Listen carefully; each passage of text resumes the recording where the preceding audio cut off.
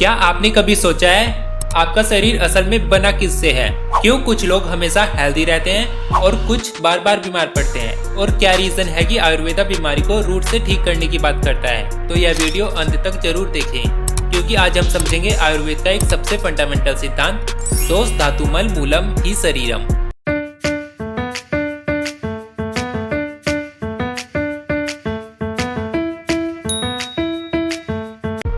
नमस्कार, आज हम आयुर्वेद के कोर कॉन्सेप्ट को सिंपल और साइंटिफिक तरीके से समझेंगे। यह सिर्फ एक श्लोक नहीं है, यह पूरी आयुर्वेदिक फिजियोलॉजी का फाउंडेशन है। दोष धातु मल मूलम ही शरीरम। इसका सीधा अर्थ है दोष, धातु और मल ये तीनों शरीर के मूल घटक हैं, जिसमें सबसे पहले दोष आते हैं।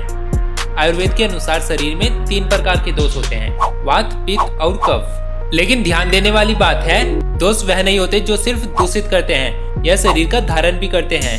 ये एक्चुअली फंक्शनल एनर्जी है जो शरीर की सारी एक्टिविटीज को कंट्रोल करती है, जैसे वात मूवमेंट का, पित्त मेटाबॉलिज्म और कफ स्ट्रक्चर प्रोवाइड करने का काम करता है। ये तीनों अगर बैलेंस्ड कंडीशन में रहते हैं तो शरीर स्वस्थ रहता है, लेकिन इनकी विकृति रोग का कारण बनती है। अब हम देखते हैं स्वास्थ्य किसे कहते हैं और रोग किसे कहते हैं। आचार्य सुश्रुत स्वास्थ्य की परिभाषा देते हुए कहते हैं, सम दोष समा अग्निच सम धातु मल क्रिया प्रश्न आत्म इंद्रिय मन स्वस्थ इति अभिधीयते।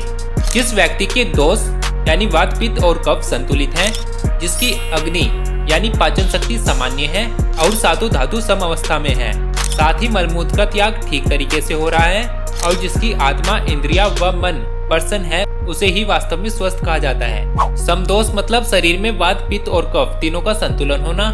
अग्नि का समअवस्था में होना मतलब पाचन शक्ति और चय अपचय का ठीक तरीके से होना। धातु का समअवस्था में होना मतलब शरीर की सप्त धातुओं रस, रक्त, मांस, मेद, अस्थि, मज्जा, शुक्र इन सब का सही तरीके से अपने अपने कार्य को करना।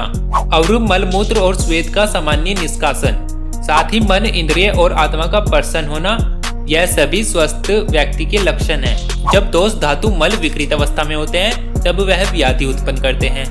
धातु 7 होती हैं।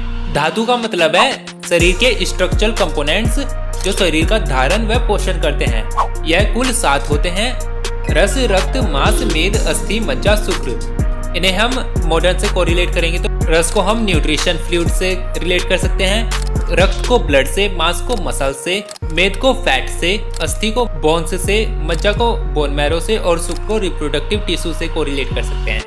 फिर आते हैं मल। मल का मतलब सिर्फ वेस्ट नहीं है, बल्कि यह शरीर के एसेंशियल बाई प्रोडक्ट्स भी हैं। मुख्य 3 मल होते हैं, मूत्र, पुरुष और श्वेत। इनका काम है टॉक्सिन को बाहर निकालना और इंटरनल बैलेंस को मेंटेन करना। हमने इन्हें शरीर के लिए जरूरी क्यों कहा? यह शरीर के लिए जरूरी इसलिए होते हैं, मल का निष्कासन करना जरूरी है, लेकिन मल के अति निष्कासन से शरीर कमजोर हो जाता है।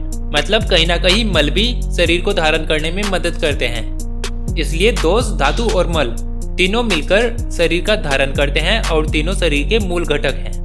अगर आपको यह वीडियो यूजफुल लगा तो अभी लाइक करें और ऐसे ही पावरफुल आयुर्वेदिक कॉन्सेप्ट आसान भाषा में सीखने के लिए चैनल को सब्सक्राइब करें और बेल आइकन जरूर दबाएं।